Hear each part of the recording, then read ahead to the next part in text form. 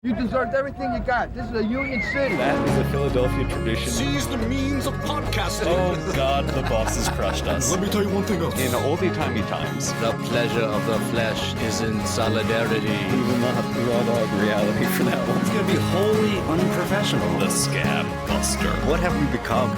Eat together strong. Let that be your mantra. Solidarity. Solidarity forever. My name is Sam James. I'm occasionally the co-host of this program, and I'm joined by... I'm Gabe Christie, and I'm always the co-host. I think... Is this what puberty feels like? Yep. Okay. And today we're going to learn about... So we're going back to the Association of Full-Fashioned Hosiery Workers. Can we not? I mean, can you just pick a different topic? Can you ad-lib a whole different thing? No. Okay. I didn't mean to, I support you, Gabe. Please, I don't continue. feel very supported, so I think I'm just My gonna jockstrap leave. doesn't fit you well? No, that's not the issue here. Oh, okay. So, going back a couple episodes ago, I don't remember when, but we talked about the Apex Hosiery Strike. Yes, we did. I remember that. In 37, I think? Sure. Yeah. Something like that. Yeah. So, I had mentioned then that AFWE, that was the Association of Full-Fashioned Hosiery Workers. Oh, yeah, of course. Those guys. Girls. That they were already a pretty radical union. So I wanted to go into how they became a radical union, because they weren't originally. Oh, Jesus Christ. So it's going to go back to the General Textile Strike of 1921. Ooh, okay. So, and also, as mentioned in the other episode about them, most of this information came from Silk Stockings and Socialism by Sharon McConnell Sidoric. So if you want to learn more about it, go buy her book. Once it's again, really good. I love the name of that book. Yep. So the AFFHW, or AFWE, was founded in 1909.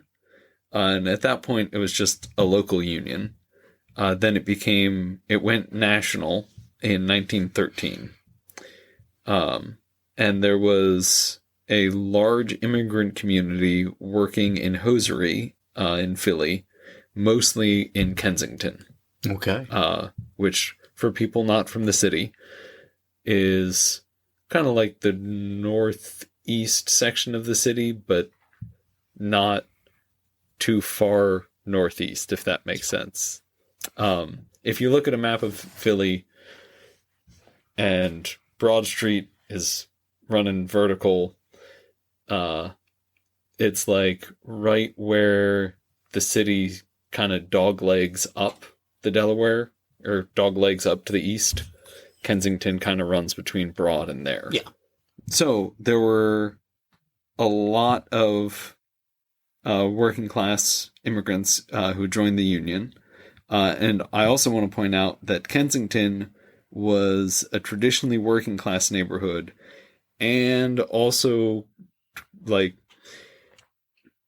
occasionally a very, very radical neighborhood, because most working class neighborhoods end up being kind of radical eventually. But Uriah Stevens, who was the founder, or one of the founders of the Knights of Labor, okay, was born there. Oh, really? Or not born there, but lived there. Oh, okay. Sorry. But that's where he grew up, and that's where he founded the Knights of Labor, was up in Kensington. Really? In Yep. Kensington? Yep. Wow. So, Interesting. there's some pretty radical history there. And so the AFWE kind of started growing throughout the 1910s, or 19-teens, however you want to say it. But you started to see some divisions grow in the union itself. And this comes into play later. Okay. So I'm not just randomly talking about union politics. Oh, you are, Gabe. I mean, yeah. Gabe, if your mouth is open, you're randomly talking about union politics. It's true. The and though the divisions were really reflective of the labor movement as a whole, so you had most of the union was officially affiliated with the American Federation of Labor. Mm-hmm. So that was trades unions, who were tended to be more conservative, less radical, and they wanted every trade to organize by itself and advocate for itself, as opposed to industrial unionism, which is More broad. yeah, that's everybody coming together and advocating as a class. Yeah. Ooh, yes. So AFWA FY. was an industrial union, despite being organized under or affiliated with the AF-of-L. Okay. So that meant that like everyone in the hosiery mill could join the union. But there were some locals outside of Philadelphia that opposed the association with the American Federation of Labor.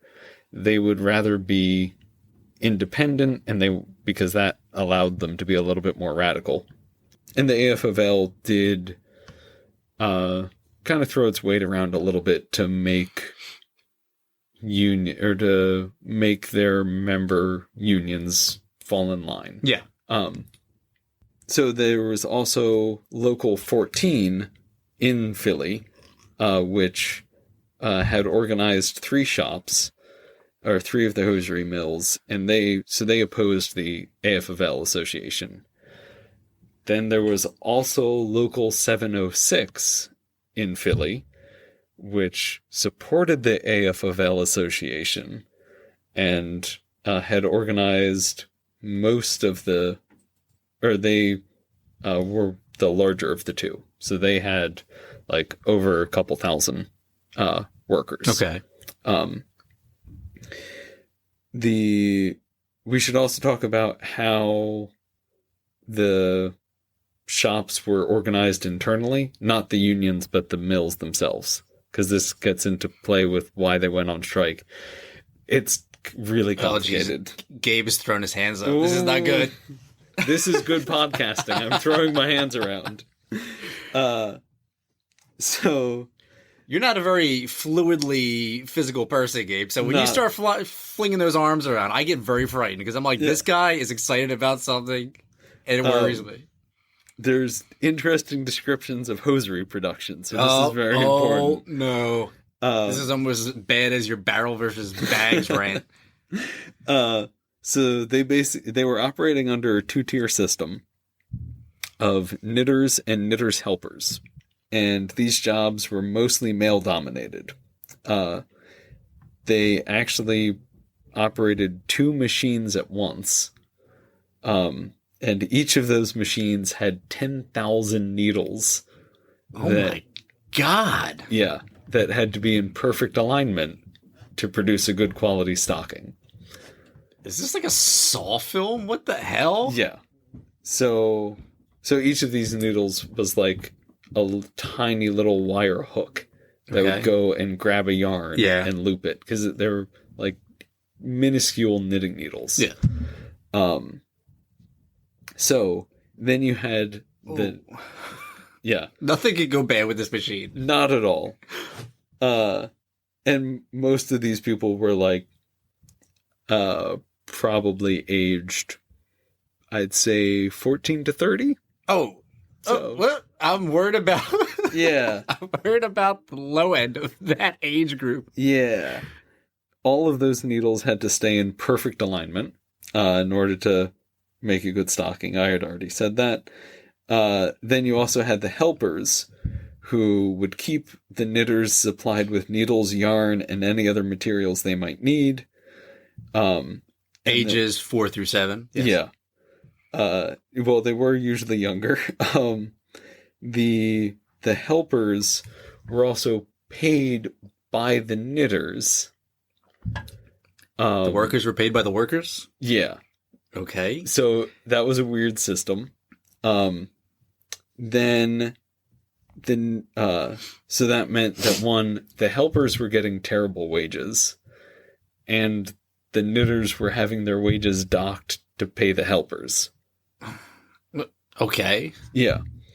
The knitters also had to pay for any mistakes in the end product. Like loss of hand? Yeah.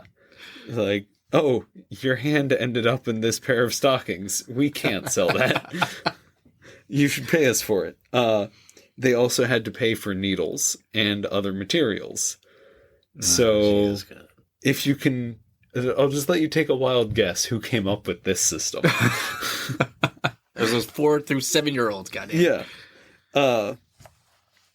So the bosses were making a whole lot of money, but all of their workers were like almost getting fined to work. Okay. And what's the problem?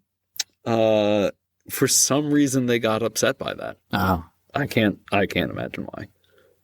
So, because as everybody knows, if bosses can just make more money, then the prices will go down, and then you don't have to worry about low wages because you can afford things. Yep, exactly. That's basic economics. So we should also set the stage for the early 20s in Philly. There was a huge amount of labor radicalism all around the country. The IWW, or the Industrial Workers of the World. God, it's the Wobblies. Yeah. So they were active across the country. They still exist. They still exist. So they're an anarcho-syndicalist union, basically revolutionary organization that also worked within the present capitalist system to, give workers something of a better life. They were also active in Philly, most notably with the Transportation Workers Union Local Number 8, which organized the docks in Philly. And that was Ben Fletcher. So, in addition to that, you had a lot of men getting back from World War I. Generally came back to terrible jobs with terrible wages. And there was a lot of inflation after the war. There were also just like a lot of radical ideas floating around the city. There were 3 bombings in December of 1918. Oh, Jesus Christ. That were linked to anarchist groups. We could get into that. There was like a whole not a mock trial. There was a kangaroo court. Yeah, like they basically grabbed some immigrants and were like, "You did it." Oh yeah, as they did. So then there was also the Russian Revolution going on and the Civil War. So no one knew how that was going to end. It was one of the first examples of like a major socialist uprising. What wine goes best with a major socialist uprising? Red or white? Oh, certainly red. So long as it's stored in a barrel and not a bag. Oh, Jesus Christ.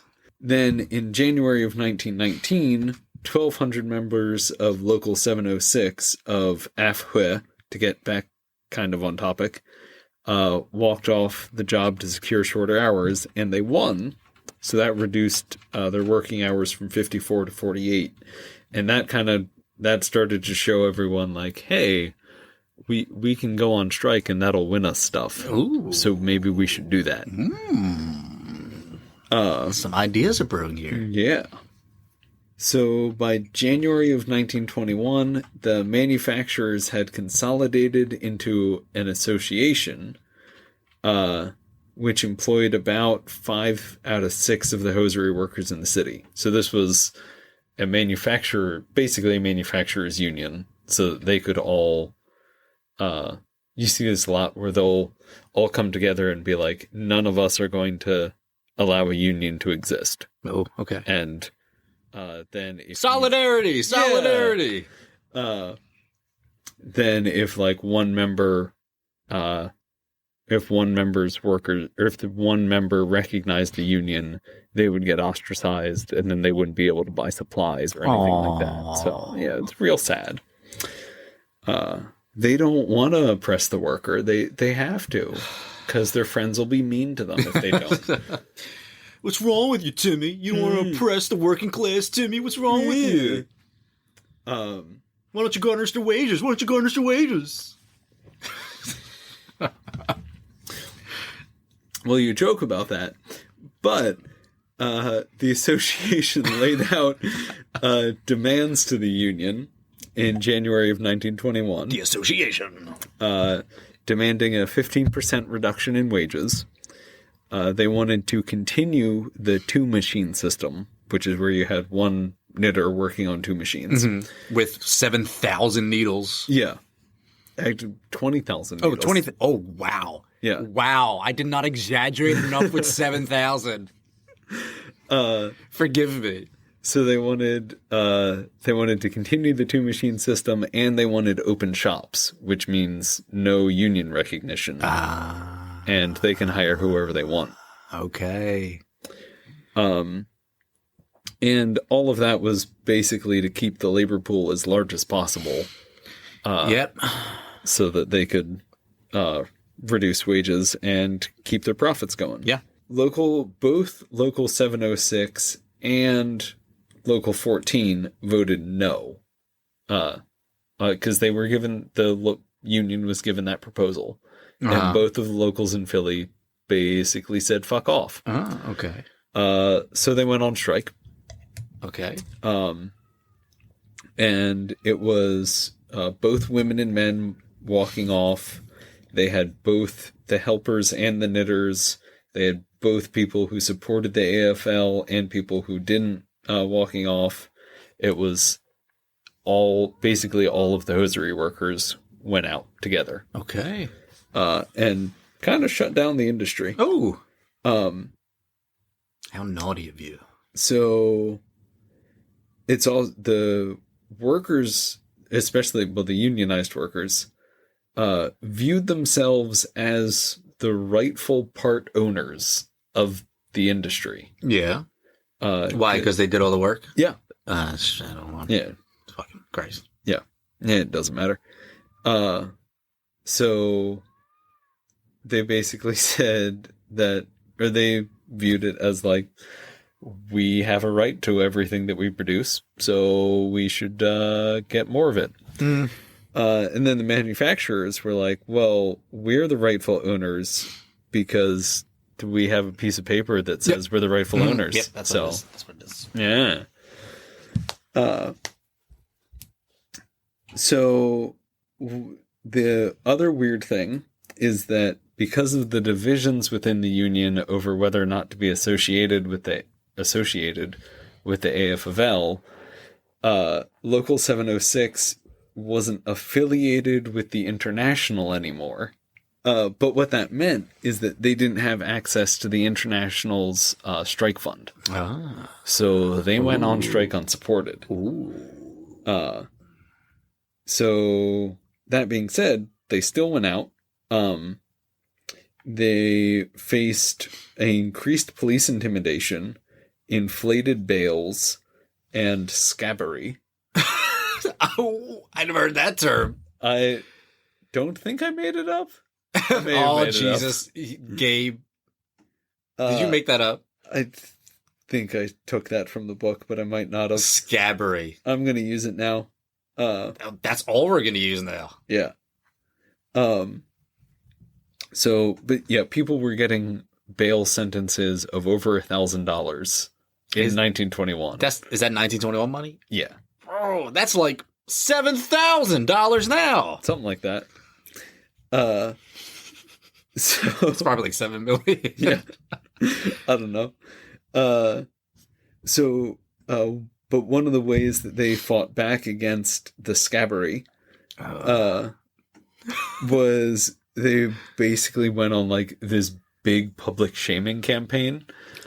So because everyone was living in Kensington, it was a really like tight working class neighborhood, they published the names of every known scab in the newspapers. Okay. And basically, if you crossed the picket line, you were going to be shunned by society. Holy shit. So you were just persona non grata after that. There was also a local boxer that was reportedly scabbing. And then a bunch of the men took boxing lessons and were like basically told the newspaper that they're going to go hunt him down and beat him up. And he was like a championship boxer that probably could have taken them all on and won, but they were just like, no, we're going to go take some boxing lessons and beat the crap out of this guy. But it was the 20s, so there were like 37 boxers on every block. It's true. They also used quote-unquote innocent pastimes as a tactic for civil disobedience. Okay. So they would play baseball games in the middle of the street in front of the mill. Oh. And the mayor came out and he was like, what's the score? Yeah. That actually... Okay. When the World Series is playing, we're just going to do a supercut of every time we mention baseball, because literally every strike at some point in the first half of the 20th century has something to do with baseball. It's strange, isn't that? Yeah. We got to figure out like a baseball strike or something. Yeah. So... Well, there were 3, but then he was out. Playing baseball in the middle of the street. Horse and buggy! But it also gave them easy PR because the cops would come and bust up the game. Oh, come on. Exactly. But they would just be like, it's just a baseball game. It's not a picket line. Yeah. What are you doing? That's an offensive weapon, that is. Yeah. That glove.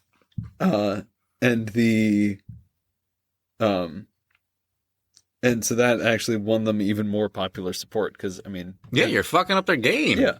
It's also Philly, and like... Oh, you don't screw with this city sports. No. And everybody, especially in the 20s, like, you were seeing... Or there were random baseball games all around the city, basically constantly. So, and you just don't fuck with them. I mean, back then, all it took to watch a professional baseball game was just to go on your roof and just look into, like, Shibe Park. Yeah. You know what I mean? Because it was right there. Yeah. Or apparently go to City Hall to listen to the scores. Yeah, of course. But the... so they also basically treated the strike as just a block party. So I love that. Yeah. They got some dogs in the grill. They got a balloon castle and everything. Yeah. So they they had dances. They regularly had a DJ, a band come out. They also basically set up a bunch of like open air bars, and this was... Why isn't this the blueprint to every labor action? Yeah, going forward. Also, this was in the middle of Prohibition, so they opened themselves up to like potential police raids by publicly serving alcohol, really, in the middle of the street. But it was also Philly in the 20s, so no one gave a shit. This is where it's at. We got to get rid of Scabby the Rat. Yeah, we have to have block parties every time there's a strike. That would bring in so many people. Yeah, I mean, it's a proven tactic. You just you turn the strike into a party. Mm-hmm. So then by the summer of 21, this all started in January. By the summer of 21, the International finally recognized the strike as legitimate and started giving them money. Yeah. They just want to come to the party. It's probably true. They were like, hey, they're having a good time. Let's get in on that. Is that a bouncy castle? Oh, God damn it. I'm in, man. I'm in. I want to go on the bouncy castle. Go on the bouncy castle. Yeah. So shortly after the International recognized the strike, 6 of the manufacturers that weren't part of the association, but had basically like a handshake agreement with the association. Okay. The conceded to the union's demands. Ooh. So Okay. at 6 of the mills, they went back to work. Many others continued to resist them. Though, should also point out, William Myers of Apex Hosiery, the very same William Myers from the Apex Hosiery strike in 1937. Okay.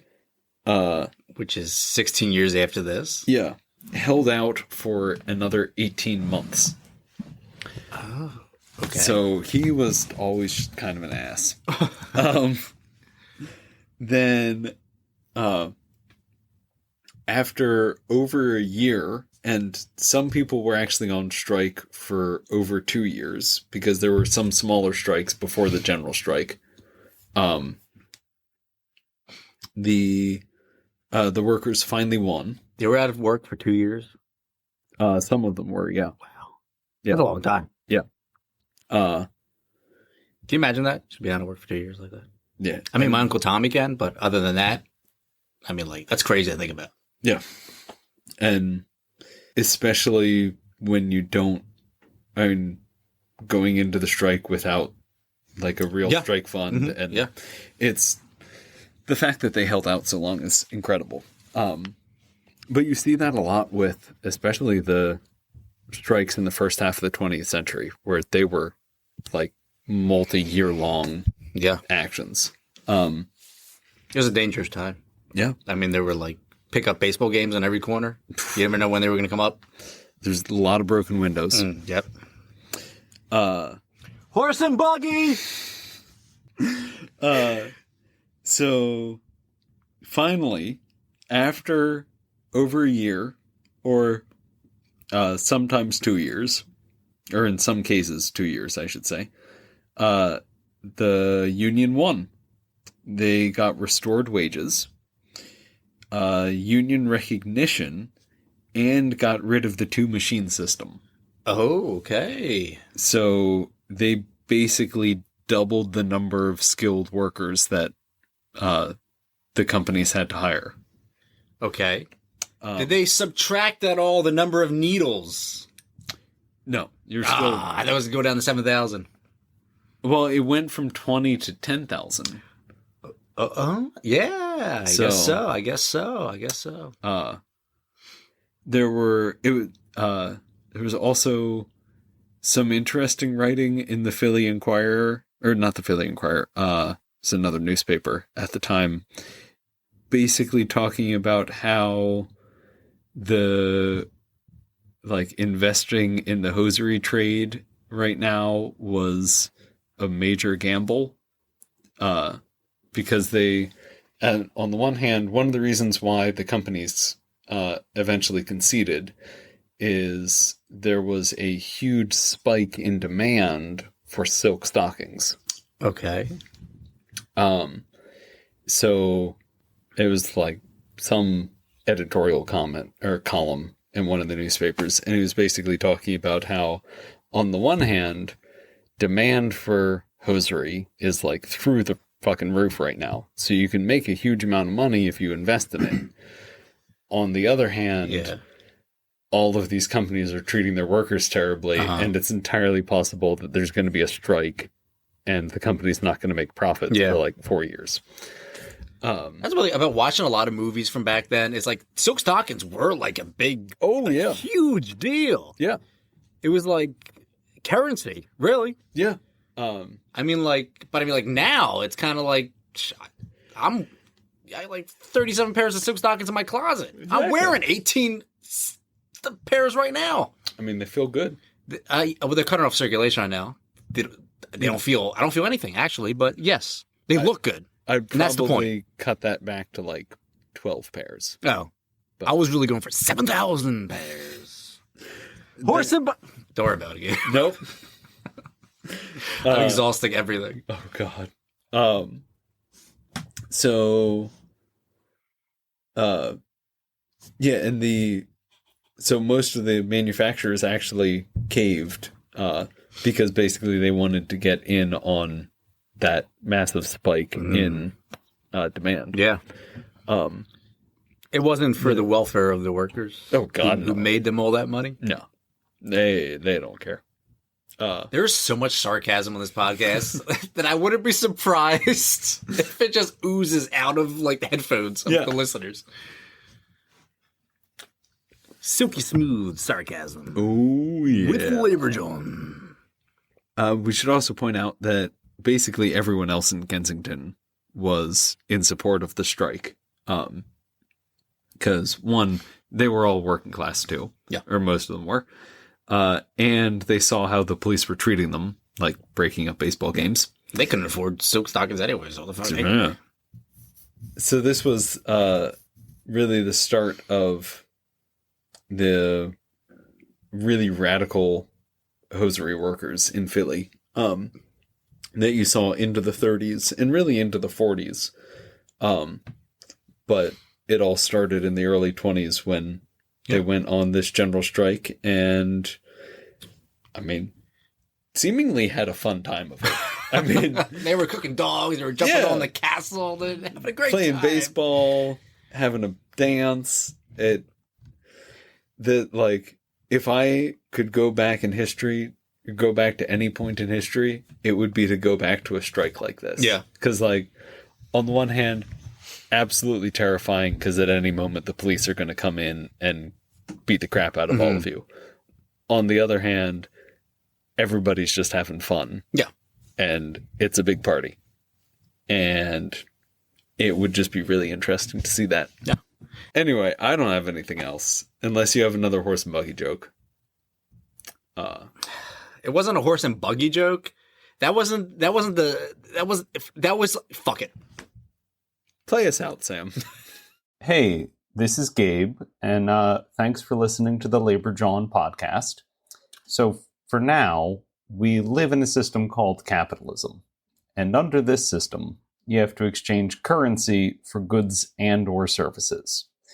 And to that end, Sam and I put a lot of time, effort, and a fair chunk of our own money into keeping this podcast available and generally free. And if you'd like to help support us doing that, you can give us some money at patreon.com/LaborJohn. And if you choose to do so, we'll give you a fancy button every year, some cool merch, and an extra episode once a month, whenever possible, because life is hard, because capitalism. Anyway, we'd really appreciate your support if you've got a few bucks to spare. Also, if you happen to be a member of a union and you want your fellow union members to learn about local labor history, we do commission work like presentations, pamphlets, that kind of stuff. So if that sounds cool, you can shoot us an email at laborjohn@gmail.com or contact us through laborjohn.com or message us on social media or whatever's most convenient for you. But if that sounds interesting, feel free to reach out. And anyway, thanks for listening. Solidarity. Have fun.